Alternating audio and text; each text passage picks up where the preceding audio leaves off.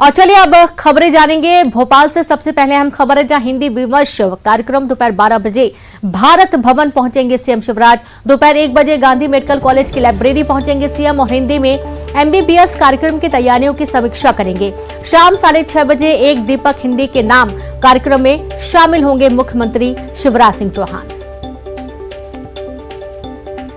तो मध्य प्रदेश एक और इतिहास रचने जा रहा है जिसकी तैयारियां की जा रही हैं और इसी कड़ी में भारत भवन पहुंचेंगे मुख्यमंत्री शिवराज सिंह चौहान। दोपहर 1 बजे गांधी मेडिकल कॉलेज की लाइब्रेरी पहुंचेंगे सीएम। हिंदी में एमबीबीएस कार्यक्रम की तैयारियों की करेंगे समीक्षा। शाम 6:30 बजे एक दीपक हिंदी के नाम कार्यक्रम में शामिल होंगे मुख्यमंत्री। तो हिंदी विमर्श कार्यक्रम का आयोजन दोपहर 1 बजे गांधी मेडिकल कॉलेज की लाइब्रेरी पहुंचेंगे सीएम। बता दें कि शाम 6:30 बजे एक दीपक हिंदी के नाम कार्यक्रम आयोजित हो रहा है जिसमें शामिल होंगे मुख्यमंत्री शिवराज सिंह चौहान।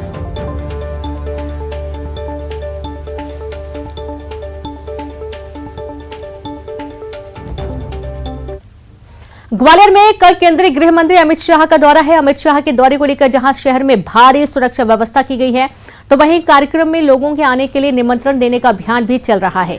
ऊर्जा मंत्री प्रद्युम्न सिंह तोमर क्षेत्र में पीले चावल बांटकर लोगों को निमंत्रण दे रहे हैं। कल अमित शाह ग्वालियर में नए एयरपोर्ट टर्मिनल का शिलान्यास करने वाले हैं। 500 करोड़ की लागत से ये नया एयरपोर्ट बन रहा है।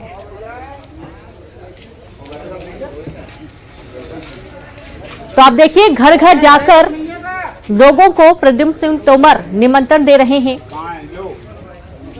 पीले चावल बांटकर ये निमंत्रण दिया जा रहा है। जो माताएं हैं, जो बहनें हैं, उनके पैर भी छूते नजर आए और पीले चावल के साथ साथ कार्ड देते हुए लोगों को निमंत्रण देते ग्वालियर की तस्वीरें प्रद्युम्न सिंह तोमर की। पीले चावल देकर उनसे आग्रह कर रहे हैं चलें इस 500 करोड़ की योजना जो ग्वालियर बदल रहा है उसके सहभागी हम भी साक्षी बने। किस तरह के लोगों का रुझान भी देखने को मिल रहा है? रुझान आप लोगों से हजार, मैंने क्या कहा यहाँ पे उस दिन देखना कि ये ग्वालियर का ऐतिहासिक कार्यक्रम होगा जो भूतो न भविष्य। कितने लोग आने वाले हैं लगभग? मैंने कहा भूतो न भविष्य। 16 अक्टूबर को केंद्रीय गृह मंत्री अमित शाह भोपाल और ग्वालियर दौरे पर आ रहे हैं। भोपाल में अमित शाह मेडिकल और इंजीनियरिंग और मेडिकल की पढ़ाई हिंदी में होने का शुभारंभ करेंगे। वहीं ग्वालियर में एयरपोर्ट के नए टर्मिनल का शिलान्यास करेंगे और उसके बाद अमित शाह जय विलास पैलेस जाएंगे। जय विलास महल में शाह का शाही स्वागत किया जाएगा। अमित शाह यहां मराठों और सिंधिया राजवंश की देश के लिए लड़ी गई लड़ाइयों और इतिहास को एक डॉक्यूमेंट गैलरी के जरिए जानेंगे। अमित शाह के सामने मराठों के शौर्य को प्रदर्शित करने वाले नृत्य नाटक भी आयोजित होंगे और यहां का जायजा लिया। जय विलास महल के मैनेजमेंट से बात की हमारे सहयोगी ने, सुनिए। 16 अक्टूबर को देश के गृह मंत्री अमित शाह ग्वालियर आ रहे हैं। ग्वालियर में अमित शाह एयरपोर्ट के नए टर्मिनल का शिलान्यास करेंगे। उसके बाद कार्यक्रम के बाद अमित शाह ग्वालियर के इस जय विलास पैलेस में आएंगे। जय विलास पैलेस में तकरीबन 1.5 घंटे का वक्त अमित शाह बिताएंगे। आपको बता दें कि आज 4000 करोड़ से ज्यादा कीमत रखने वाला जय विलास पैलेस अपनी खूबसूरती के लिए दुनिया भर में प्रसिद्ध है। यही वजह है कि दूर दूर से लोग यहाँ आते हैं। जय विलास पैलेस का अगर निर्माण देखें तो सन 1874 में इसको सिंधिया राजवंश के तत्कालीन राजाओं ने बनवाया था। इस महल की खूबसूरती यही है कि इसमें करीब 400 से ज्यादा कमरे हैं और ये राजसी वैभव का एक प्रतीक है। इस महल में सबसे जो आकर्षण का केंद्र है वो दरबार हॉल है जो सोने से जड़ा हुआ है। इसके अलावा यहाँ जो डाइनिंग टेबल है वहाँ चांदी की रेल भी है जिसमें शाही परिवार का भोज होता है। इस महल में लगभग 1.5 घंटे का वक्त गृह मंत्री अमित शाह बिताएंगे और यहाँ अमित शाह की मेजबानी करेंगे सिंधिया परिवार के सदस्य। और यहाँ अमित शाह एक गैलरी का भी अवलोकन करेगा जो सिंधियाज, इसके अलावा जो मराठा है उनका किस तरह का योगदान रहा है भारत की आज़ादी से लेकर पुराने भारत की लड़ाइयों को लेकर, उन सबको लेकर यहाँ कार्यक्रम किया जाएगा। तो बहुत बेहद भव्य ये दौरा रहेगा। हमारे साथ अरुणांशी, किस तरह से अमित शाह यहाँ आएंगे और क्या तैयारियां हैं कार्यक्रम को लेकर? महोदय, जो अमित शाह जी का यहाँ पर आना हो रहा है और जो अन्य गणमान्य व्यक्तियों का यहाँ पर आना, हमारे मेहमानों का आना हो रहा है, उससे हमको बड़ी खुशी है। और ये खुशी इस बात के लिए है क्योंकि जो हमने गैलरी बनाई है वो एक विचारधारा को समर्पित है। वो विचारधारा है स्वराज की, और ये स्वराज की विचारधारा ने भारतीय एकीकरण में महत्वपूर्ण योगदान दिलाया था। छत्रपति शिवाजी महाराज से लेके महाजी सिंधिया से लेके अनेक जो मराठा राजवंश रहे, होड़कर, नेवालकर, भोसले, इन सब को प्रेजेंट करना, दिखाना कि ये बच्चों तक पहुंचे, ये महत्वपूर्ण है। और जब ये गणमान्य व्यक्ति जब हमारे यहाँ पर आएंगे, उस चीज का अवलोकन करेंगे, तो उनको स्वयं इस बात का अनुभूति हो। यही हमारी ईश्वर से आशा है कि हमारे स्वराज की जो गाथा है, खासकर हमारे ग्वालियर के जो कंट्रीब्यूशन रहा है, जो सहयोग रहा है छत्रपति शिवाजी महाराज के इस स्वराज में सिंधिया परिवार के माध्यम से, वो बच्चे तक पहुंचे और इसका प्रसार हो। तो निश्चित तौर पर केंद्रीय गृह मंत्री अमित शाह आएंगे और इस महल का वैभव तो देखेंगे ही, साथ ही साथ अमित शाह यहाँ करीब 1.5 घंटे रुककर सिंधिया और मराठाओं के भारतीय इतिहास, भारतीय आज़ादी और देश की रक्षा की लड़ाई के जो महत्वपूर्ण कालखंड है, उस कालखंड की तस्वीरें भी यहाँ देखेंगे। तो अब इस महल में तैयारियां हो रही है कि केंद्रीय गृह मंत्री अमित शाह जब आएंगे तो उन्हें मराठों का एक गौरवशाली इतिहास इस महल में देखने के लिए मिलेगा। सुशील कौशिक, न्यूज़ 18 ग्वालियर। तो देखा आपने तस्वीरें, और चलिए सीधे रुक करेंगे। हमारे साथ भोपाल से संवाददाता वासु चौरे और सुशील कौशिक ग्वालियर से लाइव जुड़ गए। तो सबसे पहले तो यहाँ पर वासु आपके पास आते हैं। देखा जा रहा है कि केंद्रीय गृह मंत्री अमित शाह कल दौरे पर आने वाले हैं, और ये भी देखा गया है कि मध्य प्रदेश एक बार फिर से इतिहास रचने की तैयारी में है। आज उन तैयारियों का जायजा लेने मुख्यमंत्री जाने वाले हैं। वासु,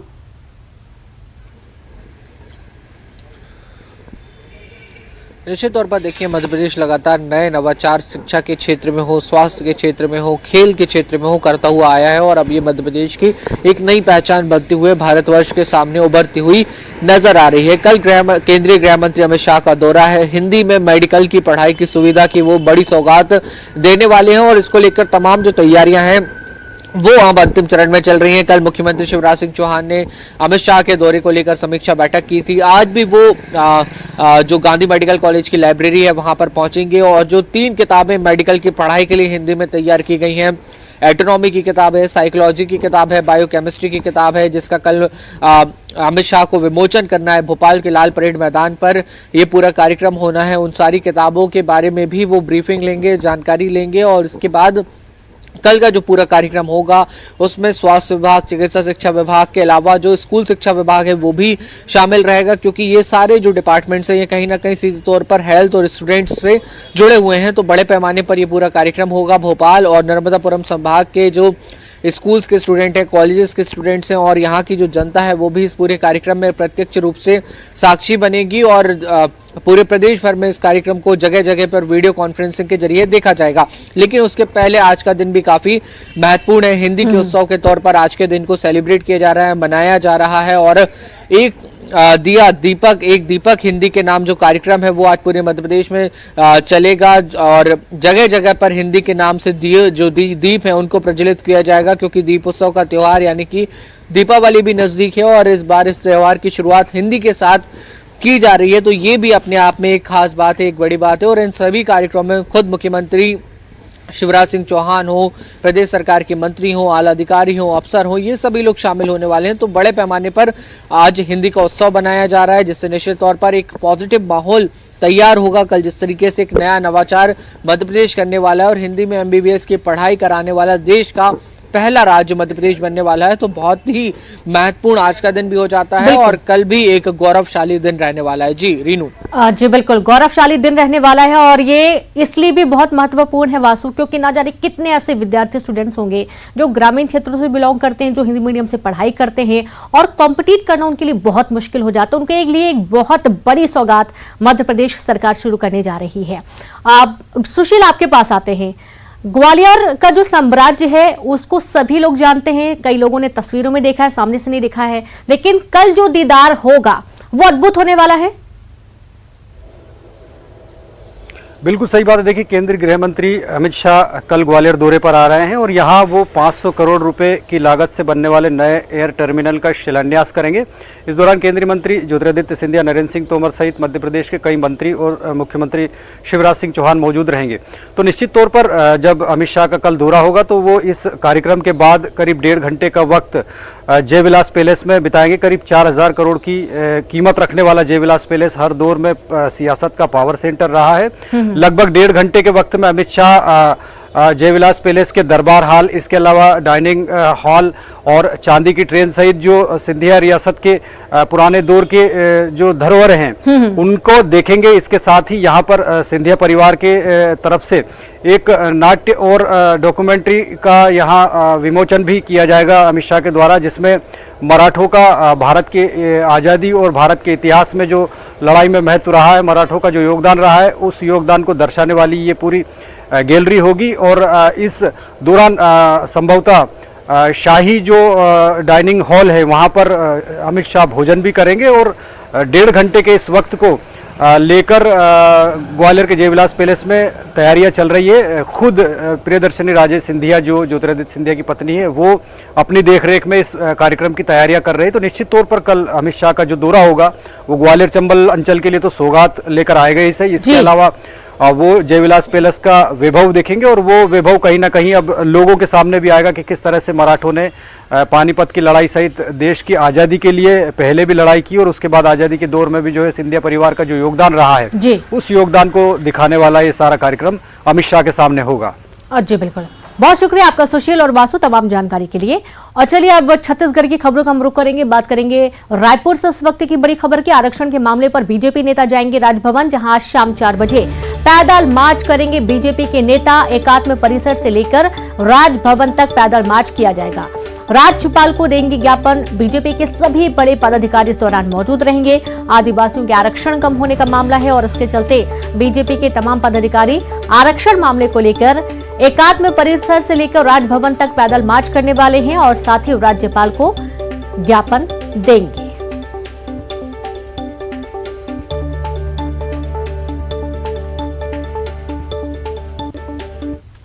और अब खबर बिलासपुर से, जहां बदमाशों ने बाइक में लगा दी आग। मदद करने रोकी बाइक तो बदमाशों ने आग लगा दी। आप ये देखिए कि युवक को भी जमकर पीटा गया। पिंडरवा दलपत तालाब के पास की घटना है। आरोपियों की तलाश में जुटी रतनपुर थाना पुलिस और काफी आश्चर्यजनक पूरा मामला है कि बदमाशों ने बाइक में आग लगा दी। मदद करने रोकी बाइक तो बदमाशों ने बाइक में ही आग लगा दी, युवक को पीटा भी।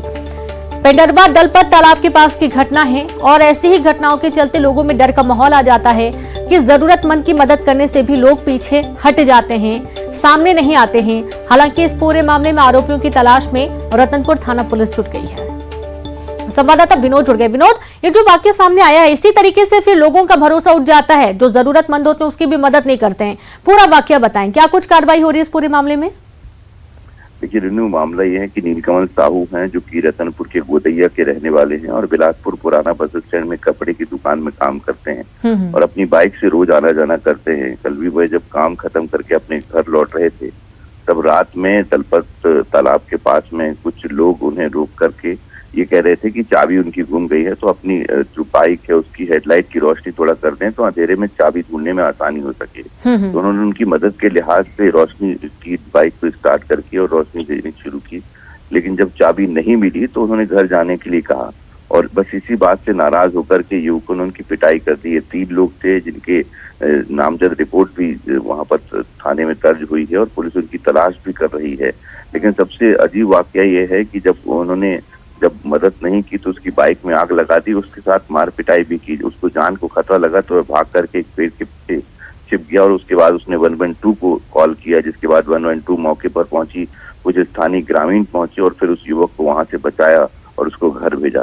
तो इस तरह का पूरा वाकया था और उसके बाद रात में ही युवक रतनपुर थाने पर पहुंचा, उसने सारी घटना की जानकारी दी और ये 3 लोगों के खिलाफ नामजद रिपोर्ट दर्ज हुई है और उनकी पुलिस अब तलाश कर रही है कि जब वो मदद कर रहा था और मदद करने के दौरान आखिर उसकी बाइक में आग क्यों लगा दी गई, इस बारे में जानकारी जुटाने के प्रयास में पुलिस जुटी हुई है। जी बिल्कुल, बहुत शुक्रिया आपका विनोद तमाम जानकारी के लिए। तो वाकई में मदद के बाद भी क्यों इस तरीके की वारदात को अंजाम दिया गया है समझ के परे। हालांकि इस पूरे मामले में पुलिस कार्रवाई की बात कह रही है।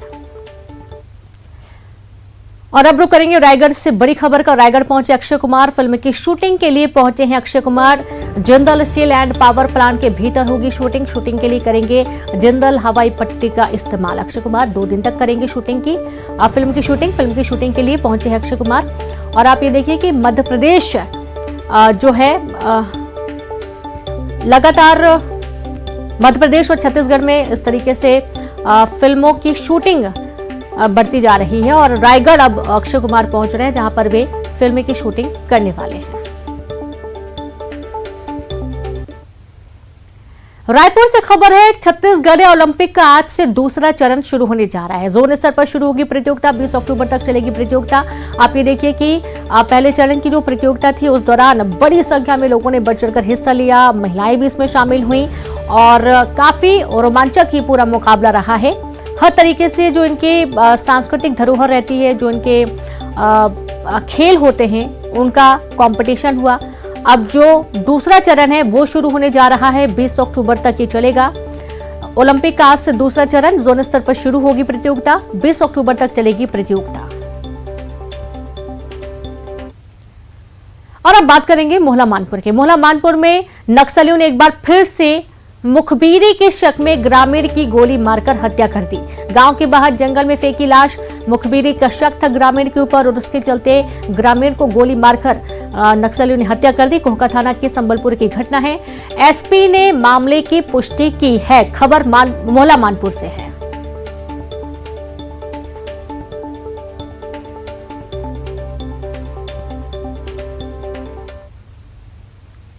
वहीं जबलपुर से खबर, पनागर थाना क्षेत्र के महगवा गांव में अवैध रूप से शराब बेचने के विवाद में 7 लोगों ने मिलकर एक युवक की हत्या कर दी। पुलिस को गुमराह करने के लिए सभी ने मिलकर उसकी लाश को रेलवे पटरी पर फेंक दिया। जांच के बाद पुलिस ने 4 आरोपियों को गिरफ्तार कर लिया, जबकि 3 आरोपी फरार हैं। बताया जा रहा है कि महगवा गांव में अवैध रूप से शराब बेचने को लेकर दोनों पक्षों में पहले भी विवाद हो चुका है।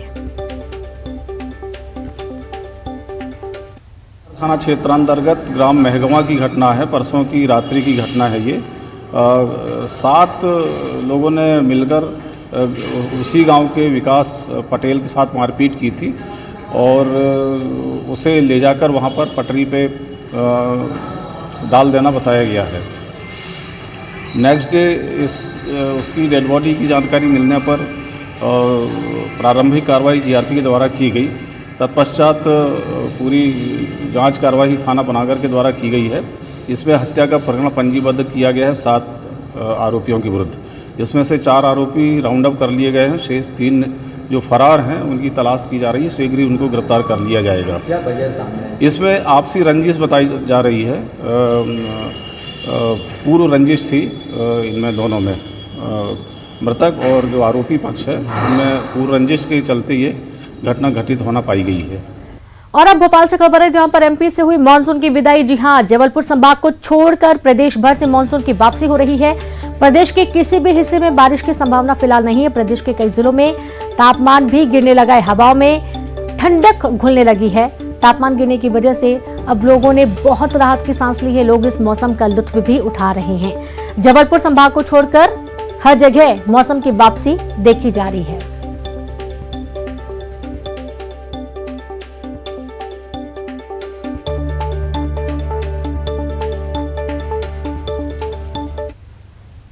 दूध और उससे बने उत्पादों में हो रही मिलावट पर हाईकोर्ट के ग्वालियर बेंच ने एक बार फिर चिंता जताई है। अवमानना याचिका पर सुनवाई के दौरान डिवीजन बेंच ने अतिरिक्त महाधिवक्ता को निर्देश दिया है कि वो दूध और दूध से बने उत्पाद बनाने वाली कंपनियों को फैक्ट्रियों में जाकर सैंपल लें और उसकी जांच की जाए। तो वही सुनवाई के दौरान अतिरिक्त महाधिवक्ता ने कोर्ट को भरोसा दिलाया कि इस मामले में सरकार कड़ी कार्रवाई कर रही है। मैंने प्रेयर ये किया था कि कलेक्टर भिंड को कहा जाए और फूड सेफ्टी ऑफिसर को कि तत्काल वहाँ जाके जब्त करें और उनके खिलाफ कार्रवाई करें। हमारा कहना ये है कि इनके खिलाफ राष्ट्रीय सुरक्षा अधिनियम के अंतर्गत इनको तत्काल अरेस्ट करना चाहिए और जेल भेज देना चाहिए, जिससे इनकी 1 साल जमानत ना हो। मौके पे जो लोग जब्त करते हैं यूरिया, कास्टिक सोडा, उसको ना तो ये अपने पास रखते हैं, उसी को सुपुर्दगी में दे देते हैं। जैसे रिफाइंड ऑयल है, उससे घी बनना है शुद्ध, तो इसको माननीय उच्च न्यायालय ने बहुत ही गंभीरता से लिया। मुझसे भी कहा है कि आप भी एक एफिडेविट पेश करके पूरी डिटेल जानकारी दीजिए। और इसमें चीफ मध्य प्रदेश के मुख्य न्यायाधीश ने सुनाई सुनवाई की थी और इसने इनको बहुत गंभीरता से लिया, क्योंकि दिवाली का त्यौहार आ रहा है 4 दिन बाद। अब मैंने कहा अगर आज जैसे 10 किलो खोआ बनना है तो अब 1000 किलो बनेगा, तो वो सब नकली बनेगा, क्योंकि दूध का इतना उत्पादन है नहीं। तो ऐसी स्थिति को देखते हुए माननीय उच्च न्यायालय ने AEG को आदेश दिया है कि ये पूरी जांच रिपोर्ट मैं एफिडेविट के पेश करिए।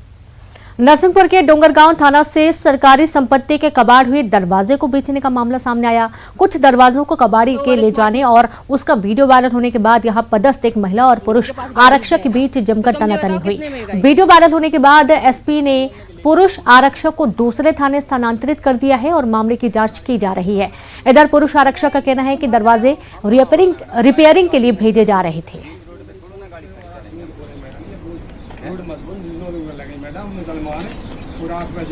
हाँ ठीक है, हमारी गलती और कुछ। एक सेकंड, बात नहीं, बताओ पहले किसने दिए? रंजीत ने। अच्छा, और किसने दिए? कोई नहीं, वो कह रहा है वो मंदिर। इसी के साथ इस बुलेटिन में इतना ही। नमस्कार।